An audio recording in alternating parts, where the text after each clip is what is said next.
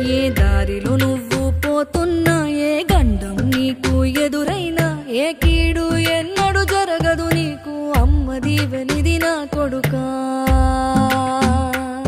ఈ దిక్కులు నీతో కదిలేను, ఆ చుక్కలి దిష్టి తీసేను, ఏ గాలి ధూళి సోకదు నిన్ను, అమ్మ దీవెనిది నా కొడుకా.